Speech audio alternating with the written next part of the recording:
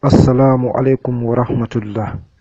An bɛ maliyɛn den kelen kelen bɛɛ lajɛlen fo, ka alajɔn kelen kelen bɛɛ lajɛlen fo, ka mumini kelen kelen bɛɛ lajɛlen fo, ka jamiyatu ansarula tɔnden bɛɛ lajɛlen fo. Aw kɛra diɲɛ fan o fan ni Alaw tɛ Ala ka jɛ muminiw. Bi an y'a ɲini ka kuma jumɛn kan? O de protection contre tout mal.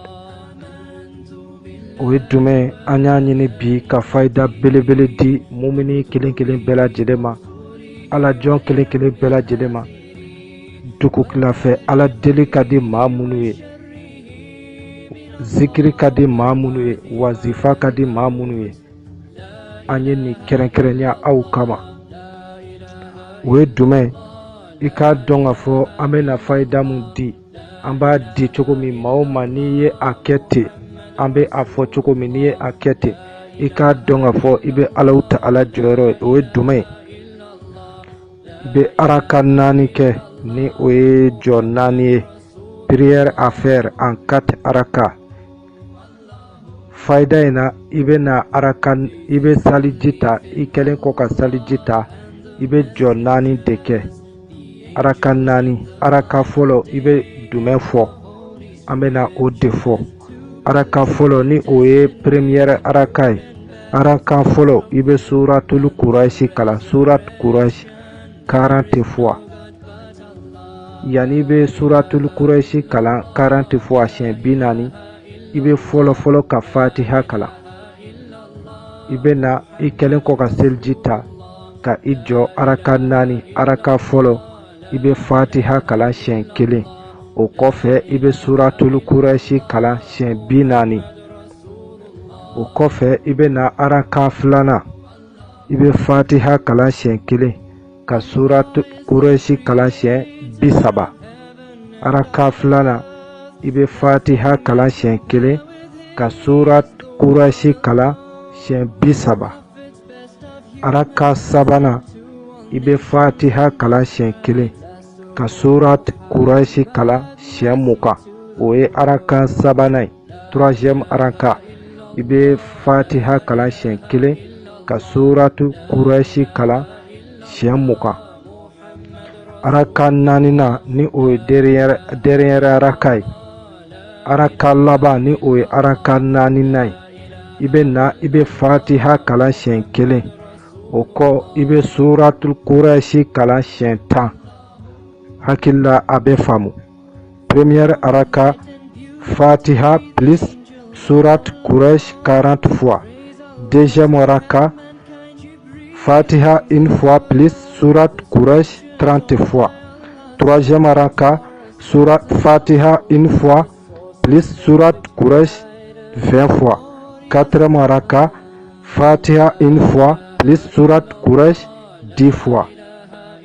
Au kɔfɛ, après le sali final,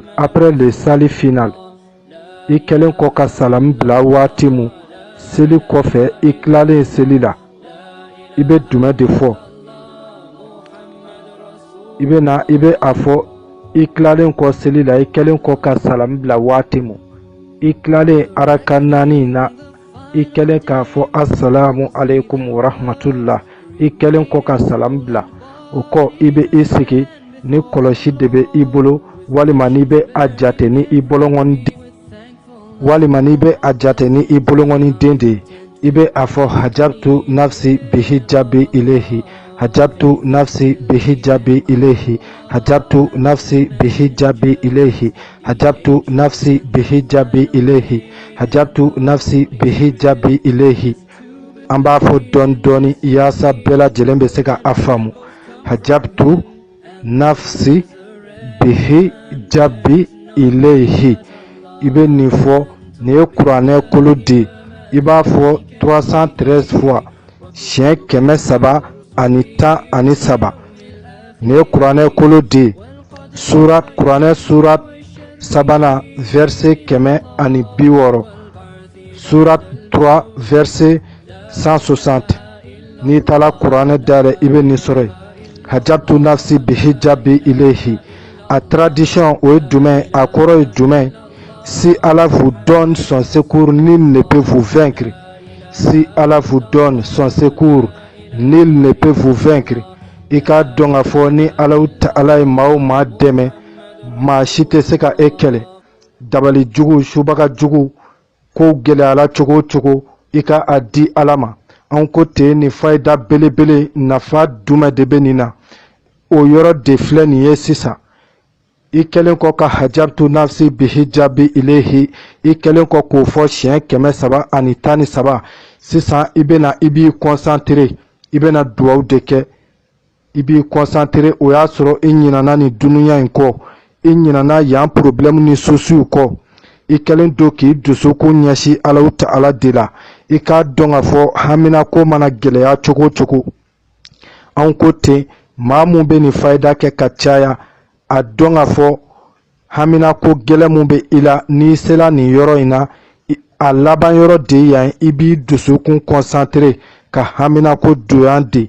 A kɛra papier ko ye, a kɛra furu ko ye, walima gɛlɛya jugu, siri jugu, dabali jugu, i bɛ fɛ ninnu ka tiɲɛ, i banba dugu kilaw fɛ, i ka salijiw ta ka nin araka 4 kɛ an ye a fɔ cogo min ka caya. I bɛ Alahu Ta'ala jɔyɔrɔ ye, siga t'a la. Alahu Ta'ala de ko ten ni an ye a wele a bɛ anw jaabi. An ka Ala wele muminu, o de ɲininen don anw fɛ. Diɲɛ in ye fu ye, diɲɛ in ye waati ye. Ka n'i jigi siri boli fosi la, ka na fila fara Alahu Ta'ala kan, u ka diɲɛ laban diinɛ tɔn ninnu, manamana tɔnw, a y'a dabɔ ninnu na. Aw ka dugu tila fɛ Ala deliw kɛ ka aw jigi kɛ Alahu Ta'ala ye, ni Ala ka diɲɛ ye. Nin yɔrɔ in na i bɛ hamina ko don ka duwawu kɛ. I bɛ duwawu kɛ, i bɛ se k'a kɛ kan o kan na, a kɛra kan o kan ye, arabukan, tubabukan, bamanankan, anglais, a kɛra kan o kan ye, i bɛ hamina ko don yan ka duwawu kɛ. N'i ye nin kɛ siɲɛ damadɔ ka caya, walima maa minnu bɛ yen k'u bɛ kɔnkurubaw la, i ye papier don, o waati i jija i k'i banba, i ka nin fayida in kɛ i n'a fɔ an bɛ k'a fɔ cogo min, i ka courage ta, i bɛ Alahu Ta'ala jɔyɔrɔ ye. Nin de tun bɛ anw bolo bi k'a di Alajɔn kelen kelen bɛɛ lajɛlen ma.